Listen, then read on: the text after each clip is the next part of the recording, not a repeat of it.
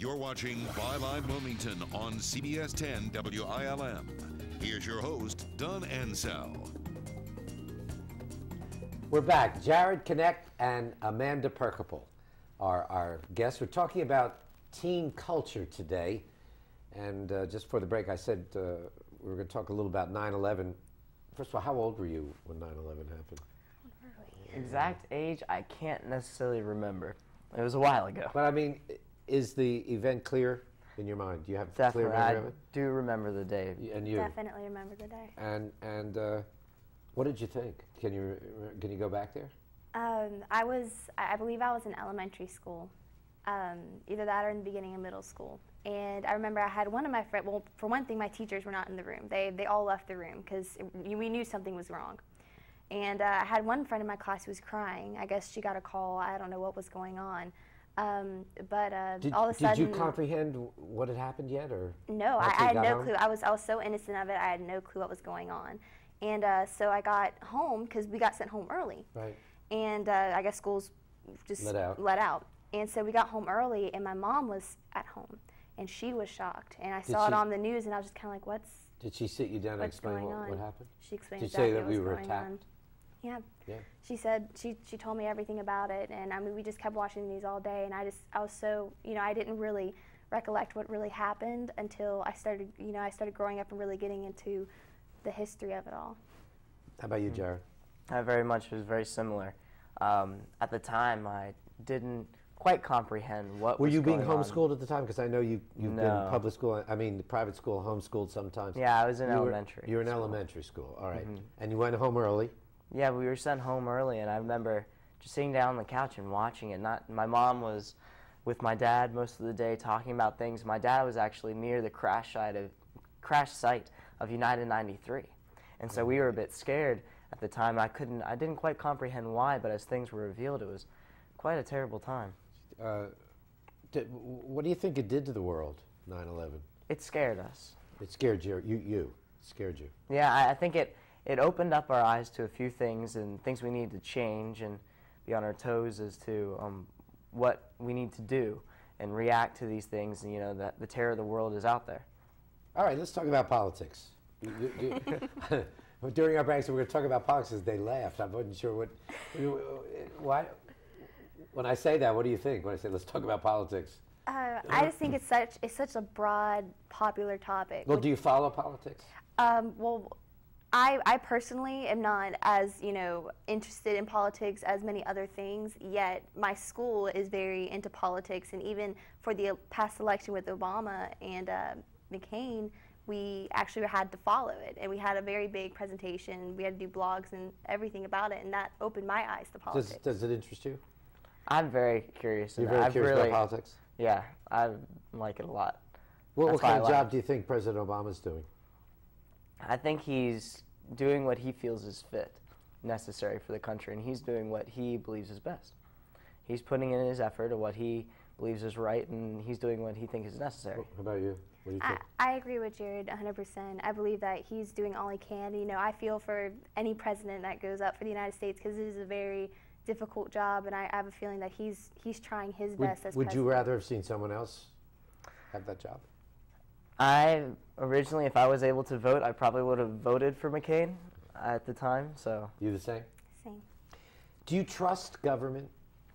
Do you trust if government tells you something or comes out with something? Do you trust them? That they'll tell you what's the truth? Telling the truth? Yes, at times. I mean, there is, of course, government secrecy on issues, but I believe what that's done is necessary for stuff that we don't need to know about. All right, let me throw you out a couple of things. Okay. They told us that drilling in the ocean is safe because we have space-age technology. You're about to go to the big spill, well, right? I'm just asking you, the government said that. I think... Were they misleading us, or were they as surprised as we were? Honestly, that's again, since I'm not the government, I don't necessarily know if it's a surprise to them or not.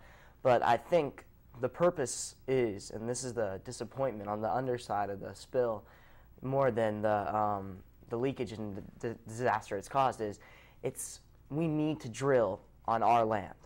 I think that's a thing we need to understand as a whole, is we can't rely on these other countries and be taking things from them. We have to be on our own as an independent country, drilling on our soil and our land. And so I think it's necessary that we do drill like in the water. What if it like fouls the entire coastline surrounding the United States? Unfortunately, I mean, this was a huge mistake. Absolutely, I mean, enormous. Any comments?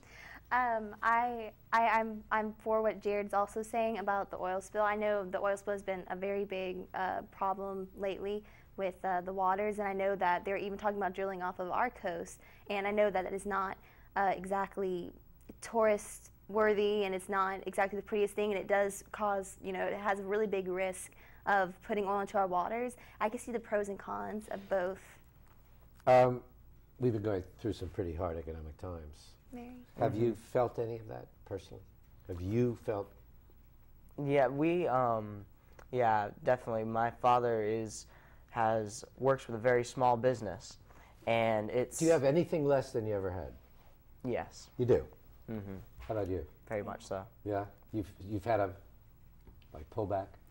Definitely, it's a lot of definitely a lot of drawing back with money, you know, trying to save on electricity, etc.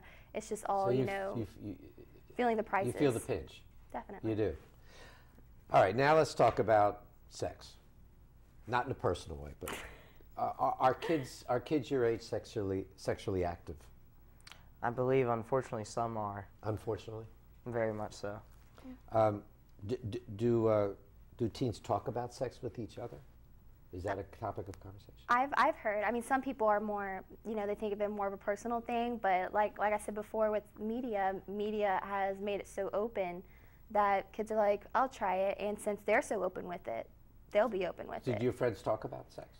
Some of my friends do. Some of my friends, you know, keep it private. You know, I wouldn't know because, of course, if they don't talk about it, then I wouldn't know exactly. But of course, a lot of people assume, and that causes rumors, and it's just a big mess when it comes to. What about your circle of friends? Do they talk about it?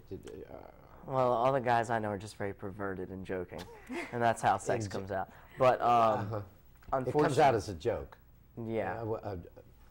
I thankfully, a lot of the people I know are not sexually involved, because that is, I mean, I think to a degree we do realize that that is something that's special for the marriage. I mean, you know, it's a gift for when you get married, and that makes it unique, and it's good. But do you think the majority of teenagers look at sex like that?